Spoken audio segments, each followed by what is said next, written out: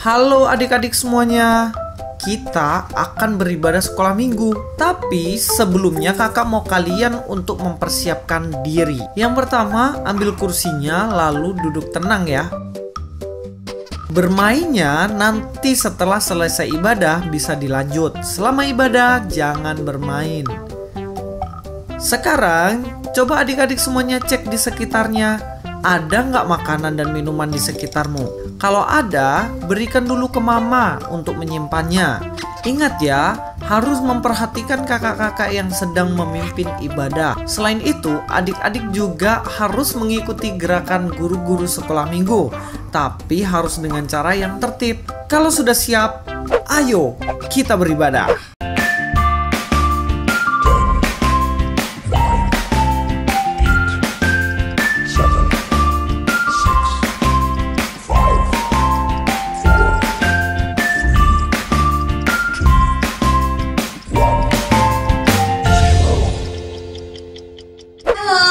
Selamat pagi adik-adik semuanya, apa kabar?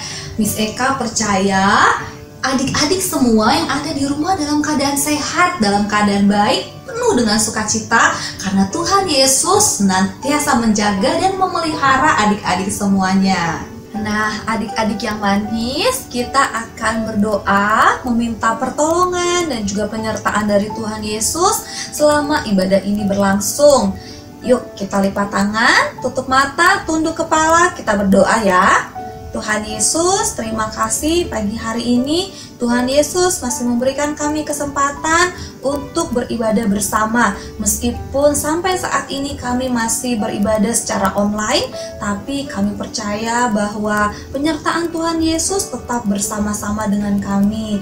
Tuhan Yesus, kami berdoa kiranya Tuhan Yesus menyertai ibadah kami di pagi hari ini dari awal hingga berakhirnya ibadah ini. Tuhan Yesus juga memberkati setiap anak-anak yang mengambil bagian dalam ibadah di pagi hari ini dan juga semua guru-guru yang melayani pada pagi hari ini. Terima kasih Tuhan Yesus, hanya di dalam nama Tuhan Yesus Kristus kami berdoa. Haleluya, amin. Adik-adik yang sudah ganteng-ganteng, sudah cantik-cantik, kalian sudah siap untuk memuji Tuhan? Kita akan memuji Tuhan pagi hari ini dengan satu pujian, yaitu Kasih Yesus Indah, oh indah. Nah, kasih Yesus ini lebih indah daripada pelangi, lebih indah daripada bintang-bintang di langit, bahkan lebih indah daripada bunga-bunga di taman. Yuk kita semuanya nyanyi puji Tuhan dengan pujian ini. Kasih Yesus indah, oh indah.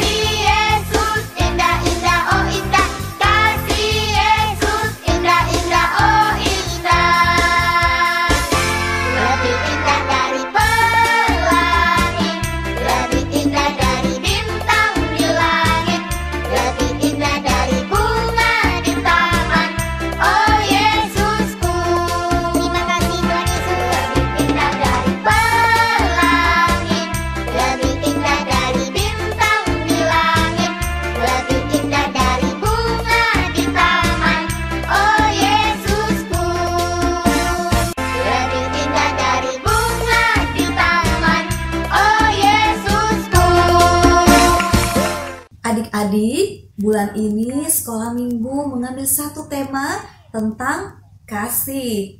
Banyak hal yang akan dibahas selama satu bulan ini secara khusus tentang kasih. Dan kita semua akan belajar bersama-sama. Adik-adik, tahukah kalian kalau Tuhan Yesus begitu mengasihi kita, begitu mencintai kita, begitu menyayangi kita. Bahkan Tuhan Yesus sampai mengorbankan dirinya di kayu salib hanya untuk kita. Itu adalah bukti dari Tuhan Yesus sangat mengasihi kita.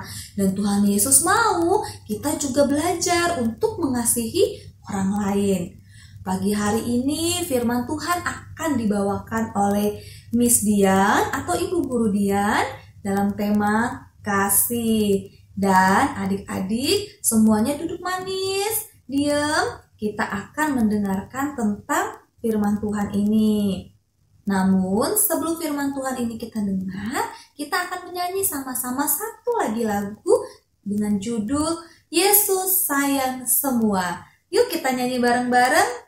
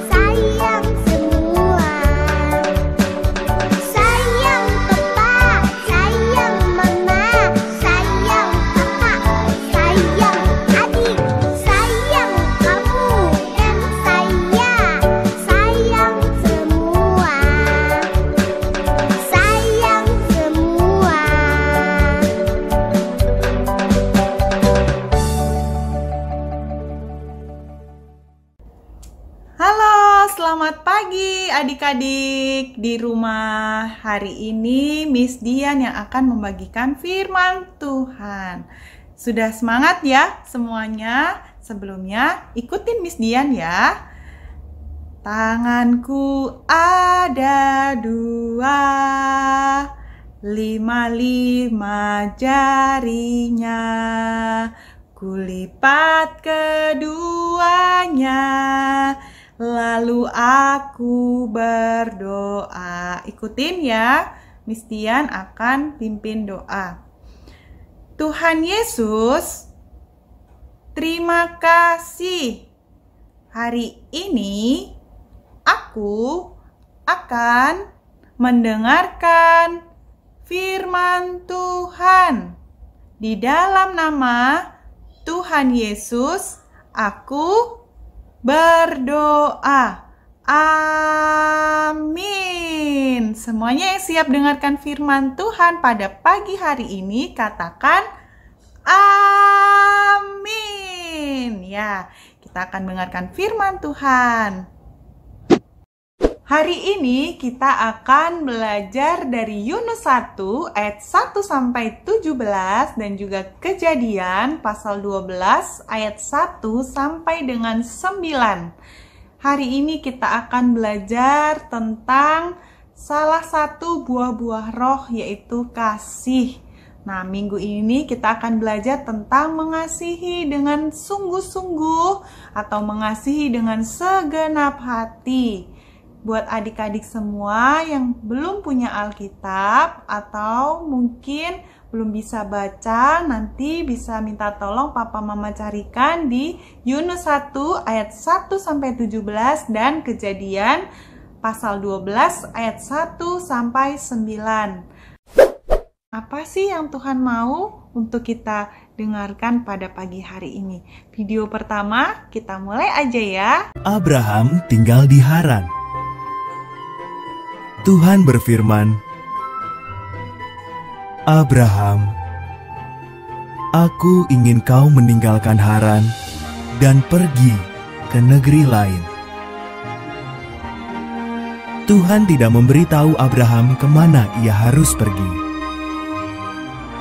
Percayalah kepadaku, kata Tuhan, pergilah kemana ku perintahkan.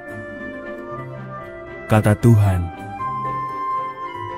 maka keturunanmu akan menjadi lebih banyak daripada jumlah bintang di langit. Keturunanmu akan menjadi berkat bagi seluruh dunia. Percayalah kepadaku. Abraham pun percaya kepada Tuhan. Dibawanya Sarah, keponakannya yang bernama Lot, dan semua harta benda milik mereka. Abraham pergi mengikuti perintah Tuhan ke sebuah negeri bernama Kanaan. Udah lihat kan videonya? Barusan tentang Bapak Abraham. Dia dapat perintah khusus dari Tuhan untuk pergi ke suatu negeri yang dia sendiri nggak tahu pergi kemana. Tapi kita lihat, tadi Bapak Abraham tidak mengeluh. Bapak Abraham sangat tulus dan taat. Dia langsung melakukan firman-Nya. Luar biasa ya. Ada satu video lagi yang akan Miss bagikan. Video yang berikutnya adalah kebalikan dari Bapak Abraham. Si Bapak satu ini dia juga dapat perintah dari Tuhan untuk pergi ke suatu tempat. Tapi apa yang terjadi? Oh no.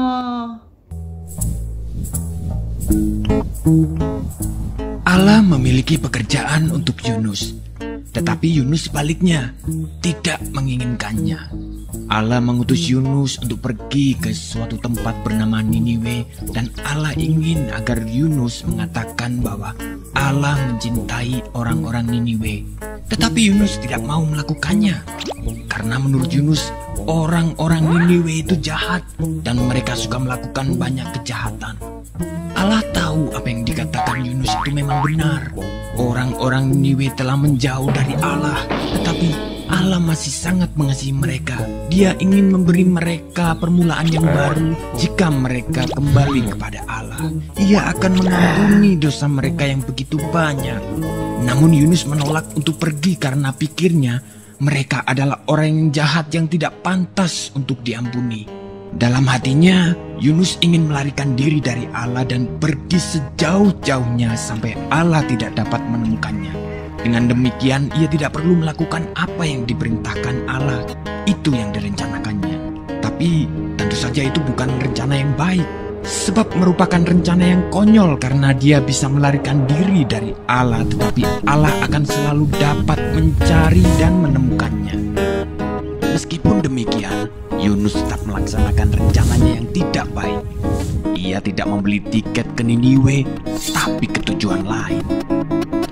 Perahu yang dinaiki Yunus berlayar ke arah yang sangat berlawanan dengan Niniwe.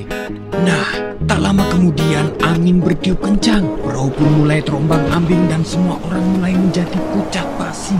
Mereka takut. Yunus duduk tegak di tempat tidurnya. Lihatlah, masalah pertama dengan rencana Yunus yang tidak baik itu, Allah mengirimkan badai besar untuk mengejarnya.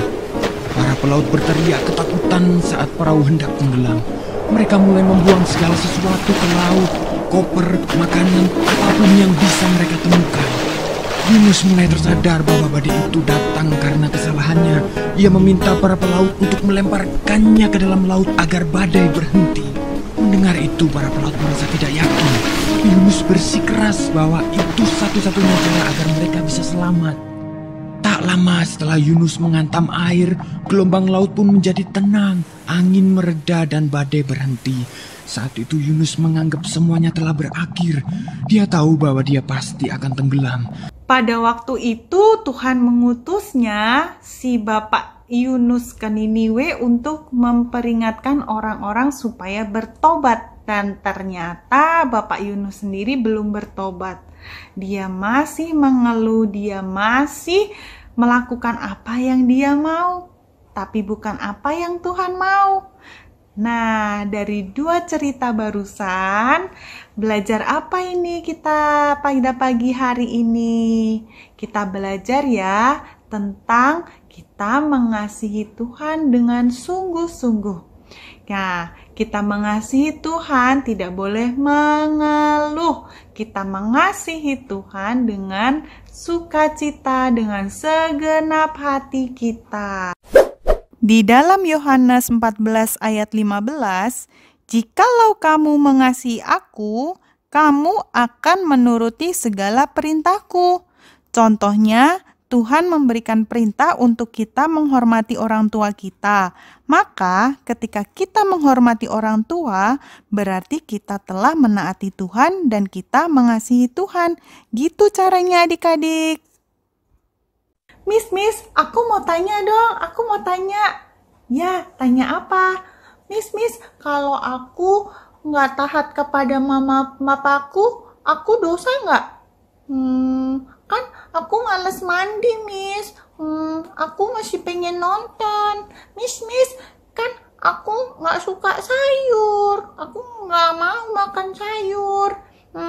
Miss, aku nggak suka tidur siang, Miss. Bobo siang itu nggak enak. Miss. Banyak banget.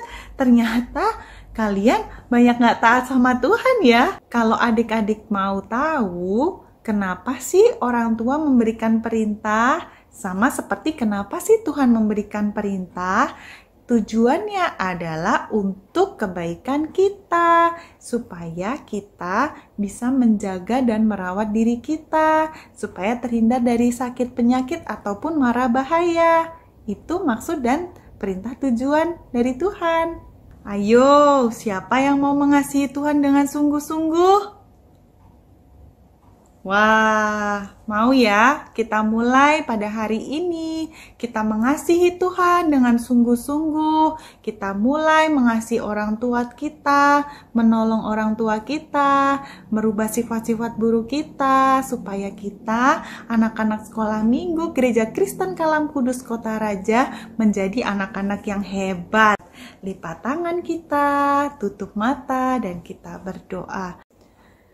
Terima kasih Tuhan Yesus untuk firman-Mu. Biarlah kami semua adik-adik di rumah menjadi anak-anak yang taat kepada Tuhan, mengasihi Tuhan dengan sungguh-sungguh.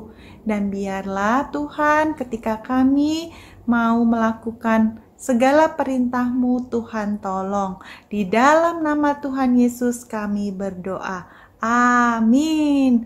Selamat hari Minggu adik-adik semuanya yang ada di rumah. Adik-adik, kita sudah mendengarkan cerita firman Tuhan. Nah, sekarang waktunya kita untuk ayat hafalan. Ayat hafalannya terambil dari Matius pasalnya yang ke-22, ayatnya yang ke-37. Dihafal mulai dari kata, "Kasihilah Tuhan Allahmu dengan segenap hatimu, dan dengan segenap jiwamu, dan dengan segenap akal budimu." Nanti ketika adik-adik menghafalnya, silakan minta bantuan kepada mama atau papa untuk merekam. Kemudian nanti videonya bisa dikirimkan ke nomor yang akan diberitahukan lewat video ini. Nah, untuk video yang terpilih akan ditayangkan pada ibadah sekolah minggu pada tanggal 14 minggu depan. Jangan lupa untuk dihafal ya. Gimana sih cara memberikan persembahan? Kamu bisa memberikan persembahan dengan dua cara. Cara yang pertama gimana, Kak? Kamu bisa transfer ke rekening BCA dengan nomor 7955-185188 atas nama Gereja Kristen Kalam Kudus Kota Raja. Jangan lupa ya, jumlahnya harus ada 1 di belakangnya. Maksudnya gimana sih, Kak? Misalnya nih, kamu memberikan persembahan Rp10.000, maka kamu harus transfer Rp10.001. Itu untuk memudahkan Ibu Bendahara untuk mengetahui itu adalah persembahan sekolah minggu. Kalau nggak bisa transfer gimana, Kak? Kamu juga bisa memberikan persembahan di amplop, lalu kamu bisa memberikannya kepada Pendeta Karelolo di Gereja Kristen Kalum Kudus Kotaraja. Gampang kan? Iya, Kak, gampang. Terima kasih banyak ya, Kak. Sama-sama. Adik-adik, sekarang waktunya kita untuk mengumpulkan persembahan.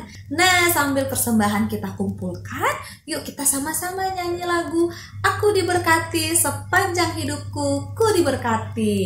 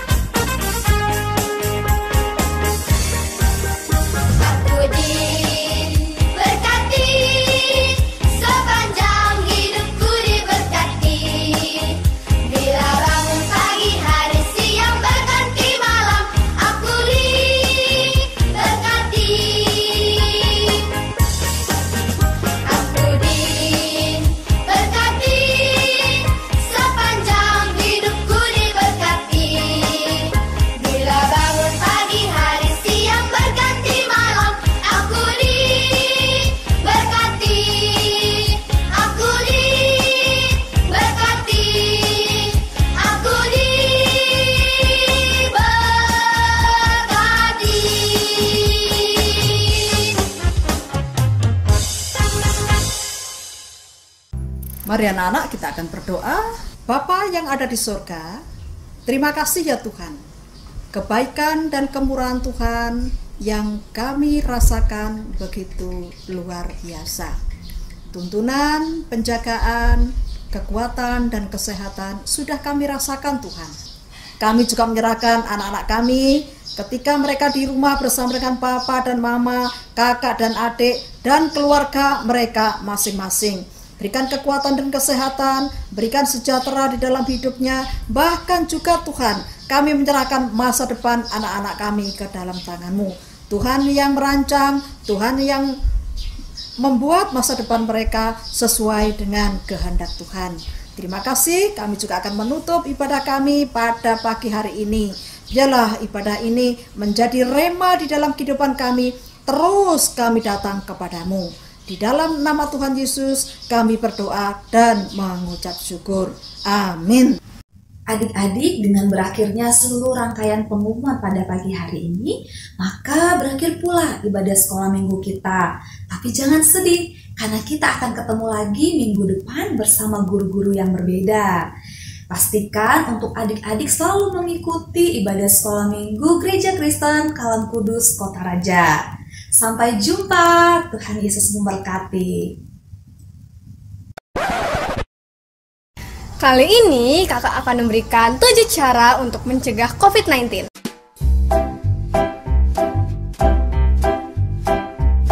Pertama, rajin cuci tangan.